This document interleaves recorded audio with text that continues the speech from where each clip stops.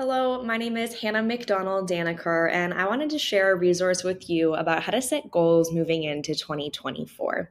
For the past 3 years, I have gone through this exercise that I've accumulated from lots of little different bits and pieces of information on goal setting and habits. And honestly, it has just worked so ridiculously well for me. From starting the habit of making my bed every single day to moving to a different country, I honestly have completely changed my life. And so, I did this with my team last week. We walked through this in our morning meetings for a week and went over all of this. And so this was more than a 3 hour process for even just my team members. For me personally, this is typically about a 5 hour process that I dedicate one evening to. But this is going to be a very quick, brief video. Ideally, fingers crossed, I'll try to go through it fast for you, just about what you might be able to do moving into 2024 to set yourself up for success. And so as we walk through this, please feel free to pause the video where you want, take what you want, leave what you hate.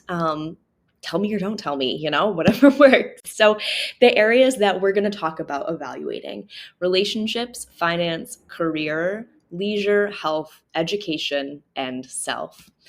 Relationships: family, significant others, friends, work, and self.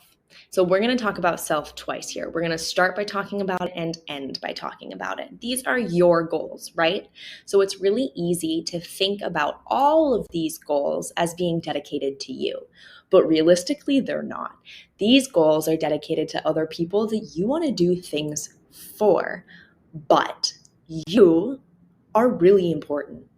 Taking care of yourself is vital to the success of all of these other things coming together. And so as you get started, I want you to think about your current relationship with yourself. People don't often think about this. How do you feel about you? How do you feel about the way that you behave? How do you feel about the way that you interact with other people? How do you feel about the way that your mind works and the way that you think and the way that your emotions are typically behaving right now? How do you feel about yourself and your relationship with yourself? And I want you to think a little bit about what you want yourself to look like in a year from now and what you can be doing for yourself through this year to be kind to the future you. So relationships: you've got yourself, you've got family, your significant other, friends, and work. Family is really easy. Think about your internal family, your brothers, your parents, your sisters. Think about your grandparents. Think about some cousins. Who in your bloodline do you have a good relationship with today and want to sustain a good relationship with through next year? And who in your family do you not have a good relationship with right now and you want to change that? And then think about some of the things that you can do to switch this. Think about your significant other. How are you guys doing right now? Do you need to spend more time together? Do you need to communicate better? Do you need to be kinder to one another? Think about your friends. How often are you communicating with them? How often are you in relationship with them? Think about the people at work. These don't need to be like bestie relationships, but maybe you're really struggling with someone that you work with and you're like, I need to fix that if I can make my workplace a sustainable place for me to show up every single day. Think about the people that you work with, and then of course, that self. So you're going to go through all of the different relationships that you have. I want you to think about the way that those people feel love first, before you really dive into it deeply, before you start setting goals and expectations for yourself around what you're going to do to make this relationship better. Think about the way that that person accepts love. Typically there's 5, and I really hope I can remember them all off the top of my head. There's physical touch, acts of service, words of affirmation, quality time, and gifts. Oh, I did it. Good for me. Okay, so you've got all of these different categories. How does that person that you want to feel loved next year accept that? And then think about how you can do that for them. For me, this is quality time. I need to spend time with people and I need to talk to them. on a regular basis. And so gifts are great, acts of service are fine, but like if I'm spending time side by side with you, that's wonderful. But that actually doesn't do it for me. If we're just together, it doesn't mean anything to me. If we're together and we're communicating and we're talking on a regular basis, that makes me feel loved. And so think about that person and how you can make them feel loved. And then think about what you can do next year. Maybe this person that you want to feel loved really likes gifts. And you're like, Hannah, I can't spend a ton of money on gifts for this person that like I just can't afford it right now. Have you been to the Dollar Tree? Have you tried giving a girl a pink eraser because it was cute and you're like, it made me think of you? $2 can make somebody's day. It really doesn't need to be insane. It could be a leaf that you pick up in the fall off the sidewalk because it's beautiful and you wanted her to see it. Like, realistically, if you're a gift person, it's not about the price tag, right? And so I want you to think about that kind of concept in all of these different lines. Think about quality time. Maybe you're like, Hannah, I don't have enough time in a day to feed myself, let alone invest in all of these relationships like this. Well, I would ask you why. Why don't you have enough time? What are you doing? Maybe you can bring the people that you love into the things that you're doing today. Maybe you're a young mom and you're like, I don't have enough time. I don't have enough time to invest in my relationship with my husband right now. Like, I cannot do it. I need to breathe, let alone feed myself, let alone take myself to the doctor. Like, how do I do this? Maybe you and your husband set a ritual where you do bath time together. Bring the people that you need to increase your relationship with into the things that you're already doing right now. Maybe you ask your friend who you're desperately trying to be in relationship with to go with you on Saturday mornings with your kids to the aquarium. And you do it once a month. Like, that's not that big of a deal, right? When you break these things down into nitty-gritty details, it becomes a lot easier to understand that it's possible and that you're probably already doing a lot of it. So for me, my family is a big one. My mom and I went on 12 dates last year. One a month. Really was not that hard. So think about that, but also understand that in different periods of time, you're going to fail. I lived with my parents last year. I lived with my father last year. It was fantastic. I loved it. But we also work together. And so for me to invest in a relationship, an intentional relationship outside of that was really hard. I struggled with it.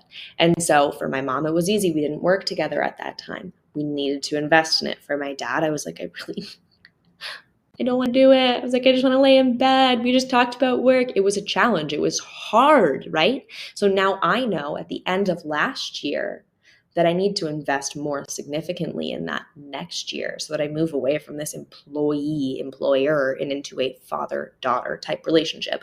So there are those types of things where you can both do it and be intentional about doing it, but also at the end of the year, you can look back and go, oh, that's an alarm, and I need to understand that so that next year as I move forward, it can be good.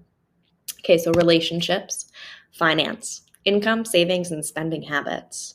Income. Are you happy with the income that you're making? Do you want to increase more of it? How are you going to increase that income? Are you going to get a raise at work? Are you going to ask a friend to invest in a thing with them that you've been thinking about for 4 years? Are you going to I don't know. This honestly is my area of expertise. This is something that I need to work on. So income, savings, spending habits, savings. Oh, I shine here. I love to save some money. How are you saving money? How much are you saving? Why are you saving that much? Where is it going? What's the point of all of this? Think about the nitty-gritty details so that as you're doing it throughout the year, you're not bashing your head off the wall, just frustrated about the process. spending habits. This is a little bit different. It's not about your income. It's not about your savings. It's just about what do you spend your money on? If you look back at last year and you're like, this is where all of my money went, are you happy with that? Are you mad at yourself? Do you have a spending habit? Do you have a shopaholic addiction? Do you love online shopping? Do you have some habits that you want to break that you're like, oh, I can't believe I smoke cigarettes and I spent that much money? I don't even know how much money you spend on cigarettes. 500, 600? I don't know. Do you hate that? Think about your spending habits and where all of your money went last year and where you want it to go. Careers. So you have your alignment and your growth. Think about your current company where you're currently working. Are you in alignment with this company? Do you agree with what you're doing every single day? Are you happy with it? And do you want to grow in it? And what are you doing about those two things? And then on the other side of that, you have your actual objectives and targets. These are much more granular details that are easier to quantify. And so you can think about, am I hitting my sales goals? Are you in payroll? Do you have no complaints every single week? I'm not quite sure what it is that you're doing. Are you hiring enough people every single week? Are you hitting your quotas for getting trucks out the door? Whatever your job is, are you hitting your objectives and your targets? So you can do all of this within your career, but then you can also do all of this within your side hustle. Oftentimes people have careers and they have side hustles, especially in today's age. And so are you happy with your career? Are you happy with your side hustle? Are they working for you? And think about, are they still working for you in the areas that they're in? Or do you need to make a pivot, maybe go part-time to your career and full-time into your side hustle, try and make it work? Not sure what you've got going on right now, but think about what that is for you, what you want to do, and what you want to do in 2024. Now, leisure. Leisure can be a fun one, okay? But leisure can also be the last one to get checked off. Travel, hobbies, rest, and literally anything else. Are you traveling where you want to go? Are you saving for what you want to spend on traveling? Are your hobbies in check? Are you doing the things that feed you and make you feel like the human that you are? Oftentimes, I love to wakeboard, right? Absolutely love it. But oftentimes, it is the least important thing on my priority list. But every single time I go, I leave feeling exhausted, yes, but rejuvenated, excited, and so happy that I did it. But it's so hard to actually get there. So are you investing in your hobbies? Are you trying to do the things that feed back into you? Are you resting? When was the last time that you took a nap? Some of you, this might be yesterday. Some of you, you might not be able to answer this question. When was the last time that you took a sick day? That you took a personal health day? These are hard things to do when you are a busy human being, but understanding that prioritizing your rest, your hobbies, your personal leisure is also important. And then what are some things that you want to learn to do, maybe? Do you want to learn to garden? Do you want to learn to cook? Do you want to go to the theater? I personally called these field trips last year. I didn't really want to invest in any one specific thing too much, but I wanted to try a bunch of different things and get into a bunch of different hobbies. So like I went to an art museum. Never would I ever have gone to an art museum. Personally, I still think it's boring, but now I know that I don't need to invest in that in the future. And so I worked on a couple different things that I called field trips, and you can do whatever you want with this, but maybe you want to try learning to cook and you order HelloFresh boxes for yourself next year as a Christmas present, or you ask for them as a Christmas present because this is something that you've now set as a goal. So leisure, what are your goals here? Health, physical, spiritual, and mental. If any of these are out of whack, it's going to be hard to accomplish the rest of your goals. I know I really, really need to dig into my physical health this year. I've been all about mental health last year. I was like trying to push it forward so aggressively, and it was great. My physical health took a toll. I'm not nearly as strong as I used to be. So all of these things play a role in your day-by-day life: physical, spiritual, and mental. What do you want to do about it? How do you want to address it? I want you to think very briefly, specifically for physical, but for everything else as well, about how none of your goals need to be perfect. None of your goals need to be fully accomplished in January. Lots of people say, I really want to work out 5 times a week, every single week. If you think about going from never having worked out in your life before to starting January 1st, trying to make yourself work out 5 days in a row, how sustainable does that goal feel? Probably not that sustainable. I will not be doing that.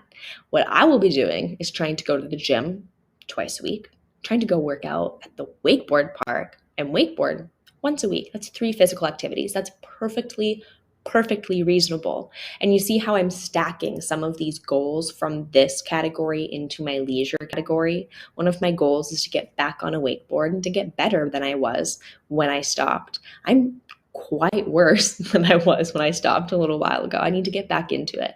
I need to love the things that I've loved again, but I also need to work on my physical health. And so those two things start to play into one another.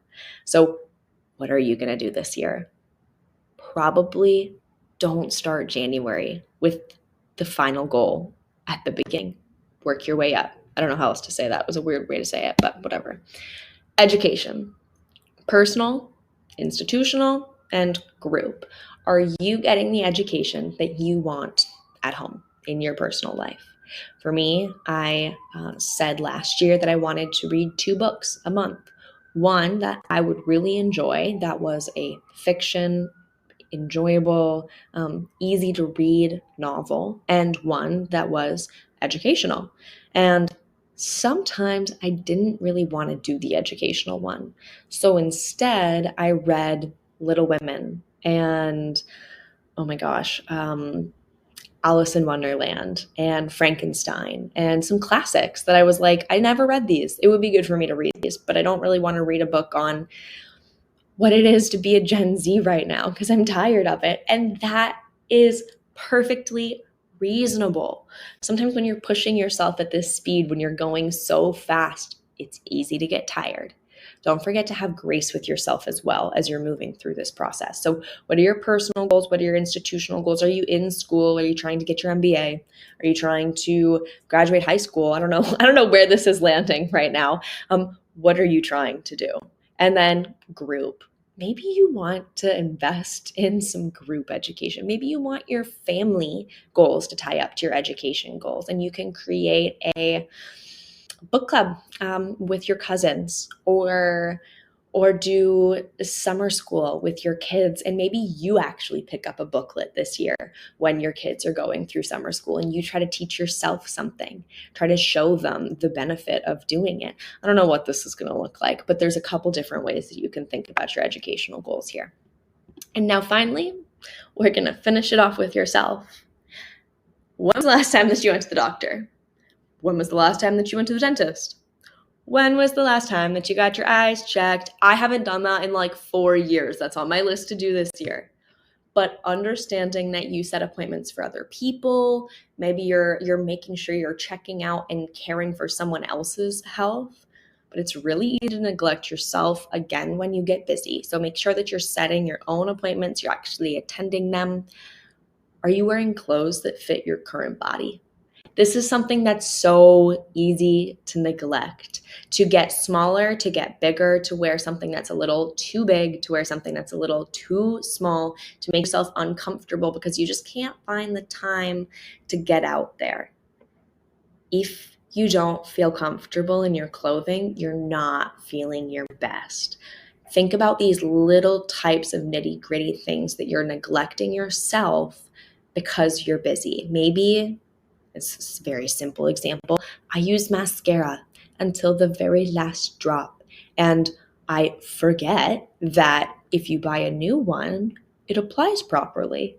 It's a ridiculous example of something super, super simple, but I neglect myself in a very minute fashion. Maybe you haven't refilled your medicine. Maybe you haven't gone to your therapy appointment. Maybe you haven't, who knows what this is going to be, but take care of yourself in those little nitty gritty detail spots. When was the last time that you were alone? When was the last time that you thought or sat and thought in your own mind and body? When was the last time that you processed something that has happened to you or your day? Take some time to be alone, to be yourself. And don't forget to experience things that you enjoy. There's a massive list of things here. There's a bunch of goals that you're trying to set. Do you enjoy the goals that you're setting? Are you setting them because you hate yourself right now and you want to be a better person? Okay, that's great, absolutely. But also understanding that if you set goals that you're going to enjoy, it's going to be easier to get there. Or if you give yourself rewards at the end of them, it's going to be easier to get there if it's a harder goal. But actually, I want to think about that for a second in the concept of rewards, because rewards are really important and really helpful in this process. But what rewards are you giving yourself? Oftentimes, it's really simple to reward yourself with the bad habit that you're trying to break, which is not a good habit. For example, if you go to the gym for a week in a row and you're like, I deserve this cake right here. I worked for it. But then you just end up feeling crappy about yourself and it doesn't feed into the good habit that you're trying to serve. And so rather think about if you go to the gym for a month in a row and you successfully get through it, go buy yourself a new gym outfit or a new pair of sneakers that you desperately need or whatever it is, but reward yourself with something that feeds back into that habit. So there's so many things here, but I want to talk just about a couple things that you can do to make some of this easier because this is a lot. Habit stacking and habit cues are really, really helpful. Habit stacking is when you put two goals on top of one another. So for me, for example, I really wanted to begin walking my dog every single morning 2 years ago. I also really wanted to start reading books, but I didn't really have the time to read books, and so I wanted to get creative. So rather than walking my dog and reading, I got audiobooks, and I would listen to an audiobook every single morning while I walked him. And this was a very easy habit stacking thing to do. It helped me succeed 2 goals at once. The habit cue that I used to do these things is the moment that my alarm went off, I would turn it off, I would open my eyes up, and I would say to my dog, do you want to go outside on a walk? It would get him so excited. It would allow me not to back out of it. And it was the habit cue that got it started. And so sometimes it's about understanding your brain and how your brain works and how your brain accepts things so that you can, again, set yourself up for success. This can be really overwhelming, okay? But I promise you that you're already doing a lot of these things. I was talking with one of our employees about this and she was beginning to freak out. She was like, I have all of these children. I have my mother. I have these people that I love that I absolutely want to invest in because it's necessary. But how do I do this and actually succeed and complete all of these things when I'm already so busy? And what I said to her was, I promise you, you're already so busy, already chasing some of these goals, but you're just not quantifying them. So what I want you to do is put all of them on paper. If your goals are not on paper, they are not going to happen. Actually, it's embarrassing. Not embarrassing. It's alarming. But last year I set 150 something goals, okay? A lot of them. And all of them were on paper. I will show you. Okay? All of the goals end up on paper. Everything is measurable. Everything gets written down. Everything needs to have a spot and a place to go because if it doesn't, it's not going to happen. And it's also really healthy to go back and look at it and be like, you know what? I'm glad I didn't do that. I'm glad I didn't invest in that. And it's also perfectly reasonable in February to look at this sheet and go, what was I thinking? Why did I set that goal? I don't want to do it anymore. And to cross it out and set it down. But if you don't keep track of everything, it's going to be impossible to understand how much you've accomplished and really where you are, which leaves you in that very overwhelmed stage. So now at the end of all of this, this is a little extra add-on that I loved. I just put it in last year and I'm so excited to do it again this year. But I want you to write a personal memoir. It can be two sentences, it can be 2 pages, it can be 20 pages. But I want you to write, look through all of your goals, think about them all being accomplished. And I want you to write where you'll be next year right now when you read this. You're not going to read it for a year. Close it up. I taped the edges of mine so that I couldn't open it in my journal. And then I just like ripped them and peeled it back. It was really, really fun and very satisfying. I highly recommend it. But close them up so that you can't read it. Close them up so you can't see it for an entire year. Attack your goals. And then next year, right now, come back and open it up and give yourself the motivation to do all of it again. And so, I love keeping a notebook. I love having a big, nasty notebook that I can carry around and keep with me. Maybe it's an Excel spreadsheet for you. Maybe it's a note in your phone. It can be anything, but put it on paper. Make a plan, make some actions for yourself, and put all of it together. But I hope that this was helpful. I hope that you can just absolutely demolish your goals in 2024. And if you have any questions for me, I mean, I'm always so happy to reach out and connect with somebody and walk them through this process because, like I said, I think it changed my life. So I hope that it can do something beneficial for you. But bye for now.